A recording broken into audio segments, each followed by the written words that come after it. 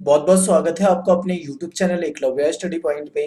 बच्चे, आज की इस वीडियो में हम बात करने वाले हैं क्लास 12th की पॉलिटिकल साइंस, जो आपका सेकंड चैप्टर है, द एंड ऑफ बाइपोलैरिटी। उसमें एक टॉपिक ऐड हो गया है जो मैंने आपको सिलेबस में भी बताया था। नया टॉपिक है, ये पिछले साल नहीं था, ठीक है। अरब स्प्रिंग, अगर आप पिछले साल वाली जो एनसीईआरटी बुक है उसे पढ़ोगे तो उसमें आपको ये टॉपिक नहीं मिलेगा, क्योंकि ये नया टॉपिक है। और आपको जो नई बुकें अगर आती हैं, जब भी आती हैं तो उसमें आपको मिलेगा। तो अरब स्प्रिंग का पार्ट वन ऑलरेडी कराया हुआ है, अगर आपने नहीं देखा है तो उसे देखें। अगर जब तक आप उस वीडियो को नहीं देखेंगे आपको ये पार्ट टू समझ में बिल्कुल भी नहीं आएगा, पहले ही आपको बता दिया है। तो पार्ट वन देखें। अब इसमें मैं आपको अरब क्रांति का जो दूसरा पार्ट है वो कराने वाला हूँ। बहुत ही मतलब इंटरेस्टिंग है और आसान सा है, ज्यादा कुछ नहीं है इसमें। तो आप इसे ध्यान से देखिए। लास्ट वीडियो में मैंने आपको एक क्वेश्चन के साथ छोड़ दिया था। क्वेश्चन ये था कि ट्यूनेशिया के जो नागरिक थे उनका जो आंदोलन था वो किस चीज को लेकर था। ठीक है, तो कमेंट में कई सारे स्टूडेंट ने उसका बहुत अच्छे आंसर दिए हैं, और उसके आंसर में चलो मैं आपको बता देता हूँ। देखिए, जो नागरिकों का आंदोलन था वो क्यों था। उनके अंदर एक आक्रोश था, यानी उनके अंदर एक गुस्सा था। और वो गुस्सा जो था वो भयंकर गुस्सा था। अब बात करते हैं वो गुस्सा क्यों था। तो वो गुस्सा था तानाशाही की वजह से, क्योंकि आपको पता है यहाँ पे जो शासन था उसमें तानाशाही थी। यानी कि एक तरह से आप राजतंत्र कह लो या फिर आप तानाशाही शासन कह लो, बेकार शासन कह लो। क्योंकि जो वहाँ के बैन अली, जो वहाँ के प्रेसिडेंट थे ट्यूनेशिया के, जहाँ पे ये घटना हुई थी, बैन अली ने क्या हाल कर रखा था। प्रोटेस्ट को, आंदोलन को खत्म करने के लिए उन्होंने गोली तक चलाने के आदेश दे दिए थे, और ऐसा हुआ भी था। तो इस हिसाब से आप क्या कह सकते हो, आप एक बात क्लियर कह सकते हो कि आंदोलन जो था उसको दबाया जा रहा था और वहां पे तानाशाही थी। और क्या कारण हो सकते हैं। एक कारण था भ्रष्टाचार। भ्रष्टाचार बहुत ज्यादा था। वो जो मोहम्मद बाऊजी जी था, जो फ्रूट्स सेलर था, एक तरह से फल बेचता था, उसके साथ जो घटना हुई थी, किसने की थी वो घटना। वहां की अथॉरिटी ने, यानी कि वहां की पुलिस जो थी उसने उसके साथ गलत किया। उसके फल छीन लिए, उसको वहां पे लाइसेंस नहीं मिल पा रहा था, बहुत तरह की समस्याओं में वो था। अब यहाँ पे जो सबसे बड़ी समस्या थी वो क्या थी, प्रशासन की। यानी प्रशासन में भ्रष्टाचार था। अब अगर वो जो मोहम्मद बाऊजी जी था, अगर वो पुलिस को रिश्वत दे देता, ठीक है, करप्शन ही था, भ्रष्टाचार था, अगर वो रिश्वत दे देता तो उसको उसके फल वापस मिल जाते। बट उसके पास पैसा ही नहीं था इतना, वो नहीं कर पाया, इसीलिए गुस्से में उसने क्या किया, अपने आप को जला लिया, आग लगा ली। तो एक तरह से वहां पे भ्रष्टाचार था, तानाशाही थी। और क्या था वहां पे, गरीबी बहुत ज्यादा थी। ठीक है, गरीबी से लोग तरसते थे, इसीलिए वो सरकार से बहुत ज्यादा नफरत करते थे। बेरोजगारी वहां पे बहुत ज्यादा थी, बेरोजगारी की वजह से भी ये था। और लास्ट जो था, ये सारी जो चीजें थी ये पहले से थी, लेकिन एक घटना जो हुई जिसने इसको चिंगारी, मतलब एक चिंगारी निकली जो बाद में आग बन गई, और उसमें सबसे महत्वपूर्ण था मोहम्मद बाऊजी जी। इसके साथ अगर वो घटना नहीं होती, इसने आपको खुद, अपने आप को, खुद को नहीं जलाया होता, तो शायद ऐसा नहीं होता और ये सारी चीजें जो थी वो नहीं हो पाती। तो इस प्रकार से ट्यूनेशिया की अगर हम बात करें तो मोहम्मद बाऊजी जी के एक आग लगा लेने से, और फिर वहां पे प्रोटेस्ट होने से, वहां पे विरोध होने से, किस प्रकार से वहां पे बैन अली का जो शासन था, लगभग 24 साल पुराना शासन, को वहां से उखाड़ दिया गया, और किस प्रकार से उन्हें मजबूरन इस्तीफा देना पड़ा और वहां पे लोकतंत्र आया। तो अगर हम बात करें, यहीं से शुरुआत हो जाती है अरब क्रांति की। वहां पे लोकतंत्र तो आ गया, लेकिन यहाँ पे एक बात करें अगर हम इसके सफल होने की, तो ये ट्यूनेशिया में तो बहुत ज्यादा सफल हुआ है, लेकिन आगे की कंट्रीज में क्या हुआ है इसको आपको समझना है। तो इसको समझने के लिए आपको क्या करना पड़ेगा, मैप को देखना पड़ेगा। मैप देखिए, ये जो हिस्सा है ये अफ्रीका है, इसको हम नॉर्थ अफ्रीका कह सकते हैं। नॉर्थ अफ्रीका यानी उत्तरी अफ्रीका, ये जो मैंने यहाँ पे इसको आपको हाईलाइट कर रखा है। ये आंदोलन ट्यूनेशिया में हुआ था। इसके बाद ये धीरे धीरे फैल गया, कहाँ कहाँ पे फैला, ये अल्जीरिया में फैल गया, मोरक्को में फैल गया, लीबिया में फैल गया, इजिप्ट में फैल गया, सूडान में फैल गया। वहां पे भी लोगों ने ये सोचा कि जब एक छोटे से देश ट्यूनेशिया में ऐसा हो सकता है कि, यानी कि वहां के लोग मिलकर उस शासन को उखाड़ कर फेंक सकते हैं, तो हम क्यों नहीं कर सकते। उनके अंदर ये भावना आई और उन्होंने अपने अपने देशों में एक आंदोलन छेड़ दिया, इसीलिए इसको अरब क्रांति कहा जाता है। अब ये यहाँ पे हुआ, इसके बाद ये इन देशों में पहुंच गया, जो कि जिसको हम खाड़ी देश, अरब कंट्रीज, या फिर इनके पास तेल वगैरह है, इनको गल्फ कंट्रीज भी कहा जाता है, इन देशों में फैल गया। यहाँ पे जॉर्डन में चला गया, सीरिया में चला गया, इराक में हो गया। ठीक है, यहाँ पे एक बहरीन देश है वहां पे हो चुका है, यमन में हो चुका है, ओमान में हो चुका है। और इसके अलावा भी बहुत सारे देश हैं जहां पे ये फैल गया। यानी कि एक छोटी सी चिंगारी जो कि ट्यूनेशिया से शुरू हुई निकली, और उसके बाद धीरे धीरे इसने बहुत सारे देशों को अपनी चपेट में ले लिया, और हर देश में एक ही मांग उठने लगी। अब क्वेश्चन आपके दिमाग में आएगा कि वो मांग क्या थी। वो मांग ये थी कि भाई जो ये बेकार शासन है, ये जो बुरा शासन है, इसको खत्म करो और हमको चाहिए लोकतंत्र।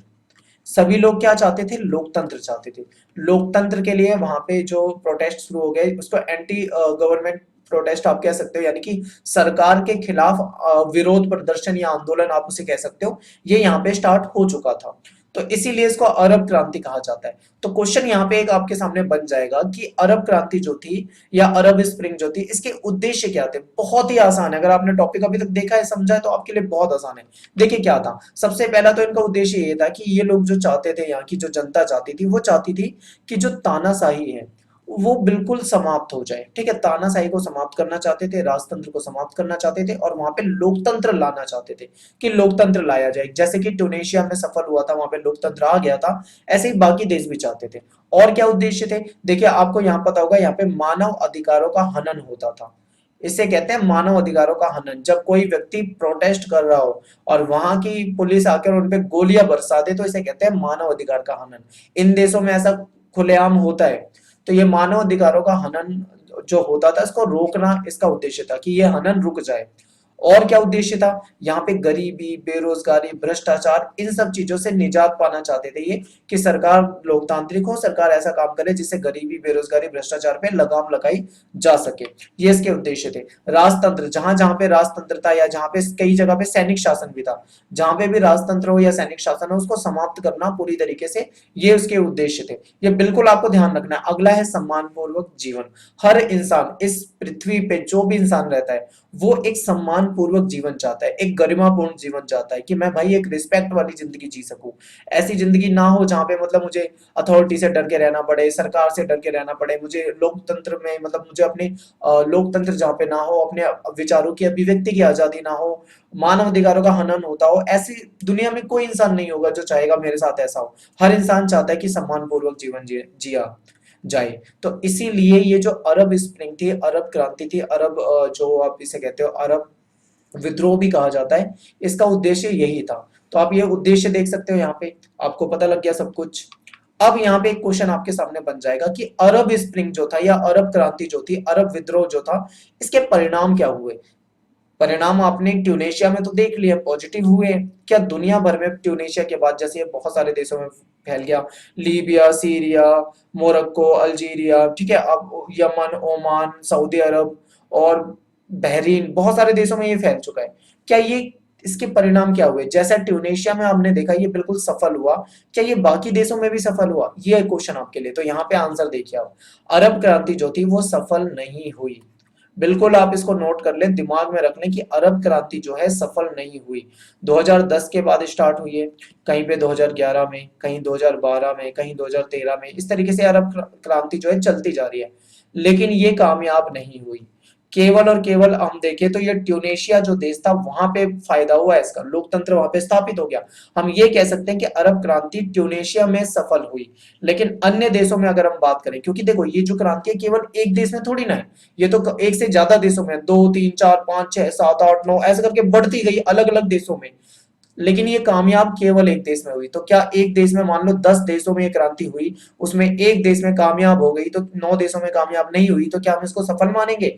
बिल्कुल भी नहीं मानेंगे। तो हम कहेंगे अरब क्रांति जो थी सफल नहीं हुई। केवल ट्यूनेशिया जो था इसको इसका लाभ जरूर मिला। आगे देखिए, लीबिया और सीरिया तो तबाह हो गए इसकी वजह से। लीबिया और सीरिया, सीरिया में आप देखते हो ना, सीरिया में क्या हाल होता है। अगर आपको नहीं पता है तो एक बार आप यूट्यूब पे सीरिया के बारे में सर्च करो, आपको पता लग जाएगा कितनी तबाही हुई है। आम जनता जो है, वहां की जो नागरिक है, उनको बहुत ज्यादा समस्या उठानी पड़ी है। वहां पत्थरबाजी, लड़ाई झगड़े, दंगे वगैरह बहुत चलते हैं। वहां मतलब जीवन जो है बिल्कुल, मानव अधिकार का इतना भयंकर हनन है यहाँ पे सीरिया और लीबिया में। आप सोच सकते हो कि मतलब यहाँ तो तबाही मच गई है इसकी वजह से। और आगे देखो, कुछ देशों में सैनिक शासन मजबूत हो गया इसकी वजह से, यानी कि यही चाह रहे थे कि सैनिक शासन खत्म ना हो, मतलब सैनिक शासन जो है एक तरह से वहां से उठ जाए, लेकिन कई जगह पे सैनिक शासन बढ़ गया। इजिप्ट वगैरह में आप देखोगे वहां पे भी ऐसा ही हुआ, और भी अन्य देशों में ये जो घटना थी ये बहुत बेकार घटना हुई। वहां पे लोग चाहते थे लोकतंत्र, वो चाहते थे राजतंत्र खत्म हो जाए, वो चाहते थे तानाशाही खत्म हो जाए, वो चाहते थे सैनिक शासन खत्म हो जाए, वो चाहते थे वहां पे किसी भी मतलब प्रकार का गलत शासन ना हो, केवल लोकतंत्र हो। वो नहीं हो पाया सभी देशों में। सऊदी अरब में इस सऊदी अरब जो था उसने स्थिति को संभाला। सऊदी अरब और कुछ देशों ने स्थिति को कैसे संभाला ये समझिए। देखिए सऊदी अरब इस चीज को भांप चुका था कि ये जो ट्यूनेशिया से स्टार्ट हुआ है, धीरे धीरे धीरे धीरे ये जो नॉर्थ अफ्रीका के कंट्रीज में जा रहा है, इसके बाद ये अरेबियन जो कंट्रीज हैं या फिर गल्फ कंट्रीज हैं वहां पे आ रहा है, तो यमन ओमान में पहुंच चुका था। ठीक है, सीरिया वगैरह आप देख ही चुके हो, इसके उदाहरण जॉर्डन में भी आप देख चुके हो। तो सऊदी अरब इस चीज को समझ चुका था कि ये घटना जो है इसके यहाँ पे भी आएगी, और जब सऊदी अरब में आएगी तो लोग क्या कर देंगे, यहाँ पे विद्रोह कर देंगे। तो सऊदी अरब ने एक रास्ता निकाला, इसे कहते हैं बीच का रास्ता। सऊदी अरब ने क्या करा, अपने नागरिकों को कुछ सुविधाएं देना, कुछ मतलब सुविधाएं देनी शुरू कर दी। ठीक है, टैक्स से रिलेटेड कोई भी सुविधा हो, या फिर मान लो उनके साथ जो गलत व्यवहार होता है उसको कम करना, भ्रष्टाचार वगैरह को कम करना, या बहुत सारे मुद्दे थे, जनता को मतलब खुश करने की कोशिश की। इन्होंने सोचा कि अगर हम जनता को खुश कर लेंगे, चाहे वो किसी भी तरीके से खुश किया जाए, तो हमारे यहाँ पे विद्रोह नहीं होगा। अगर इनको पता है अगर विद्रोह हो जाता है तो सत्ताएं उखड़ जाती है, जैसे ट्यूनेशिया में सत्ता उसकी बैन अली की जो सरकार थी उसको उखाड़ दिया, ऐसे ही सऊदी अरब में भी उखाड़ दी जाएगी सत्ता। इसीलिए इन्होंने क्या करा, अपनी जनता को पहले से ही मतलब उनके आंदोलन को चालाकी से दबाने का प्रयास किया गया, कि मतलब उनको सुविधाएं देने की कोशिश की गई। और ऐसे ही सऊदी अरब के इस मॉडल को और अन्य देशों ने भी अपनाया। उन्होंने भी डर के मारे कि कहीं मतलब हमारे यहाँ जनता विद्रोह न कर ले, उन्होंने जनता को खुश करने की कोशिश की और अपने शासन को थोड़ा सा मतलब लचीला बनाने का प्रयास किया। तो ये था अरब स्प्रिंग और इसके परिणाम। तो यहाँ से आपको बहुत सारे क्वेश्चन यहाँ पे आई होप आपको बिल्कुल क्लियर हो गए होंगे। ये आपका पार्ट 2 था। अगर आपने पार्ट 1 नहीं देखा तो आपको दिक्कत होगी। देखिए कई सारी वीडियोस या कई सारे टॉपिक आपको मिलेंगे अरब स्प्रिंग पे, वो आपको ये नहीं बताएंगे कि ये शुरू कैसे हुआ। जो मोहम्मद जो बाऊजी जी था उसकी जो मैंने आपको स्टोरी बताई वो आपको नहीं बताएंगे। वो सीधा क्या बताएंगे कि अरब कंट्रीज में और ये जो नॉर्थ अफ्रीका कंट्रीज में ये इसकी शुरुआत ट्यूनेशिया में हुई थी। वहां पे सरकार के खिलाफ ये प्रोटेस्ट हुआ था, वहां पे बेरोजगारी थी, भ्रष्टाचार था, ये था वो था। इस तरीके से टॉपिक को शुरू करेंगे और धीरे धीरे धीरे धीरे अदर कंट्रीज में कैसे फैला उसको बताएंगे। बट वो ये नहीं बताएंगे कि आखिर ये क्यों शुरू हुआ, इसके पीछे कारण क्या था। मैंने आपको सब कुछ बताया है। पार्ट 2 में आपका ये टॉपिक लगभग लगभग मैंने कंप्लीट कर दिया, क्योंकि अगर मैं एक एक टॉपिक को लूं, जैसे मैं इजिप्ट आपको समझाऊंगा तो यह इंडिविजुअल टॉपिक नहीं समझाया जा सकता, क्योंकि आपके आउट ऑफ सिलेबस हो जाएगा, सिलेबस में आपके इतने ज्यादा नहीं आएगा, इसलिए ज्यादा पढ़ा के फायदा नहीं है। बाकी आपका अगर इसमें कुछ भी चीज रह जाती है, मान लीजिए आपकी नई बुक अगर आ जाती है, नई बुक में मैं टॉपिक को देखूंगा, मुझे लगेगा कि भाई बहुत कोई चीज ऐसी है जो मिसिंग है मेरी वीडियो में, तो मैं पार्ट 3 बना दूंगा, वहां पे आपको वो चीजें दे दूंगा। बाकी जहां तक जितना मैंने बताया मुझे उम्मीद है कि इससे कम ही आपके सिलेबस में होगा, इससे ज्यादा आपके सिलेबस में नहीं होगा, क्योंकि ये एक सब टॉपिक है, ये कोई चैप्टर नहीं है। आप याद रखें, बहुत सारे बच्चे कंफ्यूजन में हैं। आपका एक सेकंड चैप्टर जो है मैं आपको बता दूं, आपका एक सेकंड चैप्टर ऑलरेडी है जिसको हम द एंड ऑफ बाइपोलैरिटी कहते हैं, उसमें ऐड हुआ है अरब स्प्रिंग। ये एक टॉपिक की तरह ऐड हुआ है, ये एक इंडिविजुअल चैप्टर नहीं है कहीं आप सोचो कि इसे बहुत विस्तार से पढ़ना है। ये एक टॉपिक है, इसको टॉपिक की तरह ही पढ़ना है, याद रखें, आपको याद होना चाहिए। उम्मीद करता हूं आपको बहुत बढ़िया समझ में आया होगा। कमेंट करके जरूर बताएं ये पूरी घटना आपको कैसी समझ में आ चुकी है या नहीं। कोई दिक्कत है तो आप कमेंट करें। बाकी नेक्स्ट वीडियो अगला जो टॉपिक है आपका ब्रिक्स वगैरह, कई सारे टॉपिक मैंने देखे हैं, धीरे धीरे हम आपके आगे के टॉपिक लाते रहेंगे। तो मिलते हैं नेक्स्ट वीडियो में। Thanks for watching. जय हिंद, जय भारत।